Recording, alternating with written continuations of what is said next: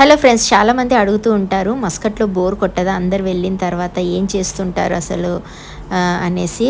ఏముందండి, అందరు వెళ్ళిన తర్వాత ఇలా షాపింగ్కి రావడమే. ఏదైనా వెజిటేబుల్స్ అవి కావాలంటే పక్కనే షాప్ ఉంటుంది, అంటే మాకు పక్కనే. సో అక్కడికి వచ్చేసి కావాల్సిన వెజిటేబుల్స్ ఇంకా ఇంట్లో కావాల్సిన అన్నీ తీసుకుంటాను.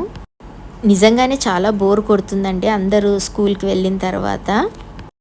ఇంట్లో పనులు చేసుకుంటూ అలా టైం గడిపేయడమే. చుట్టుప్రక్కల మనుషులు ఉంటారు, కాకపోతే ఎప్పుడో ఒకసారి హాయ్ బాయ్ అంతే.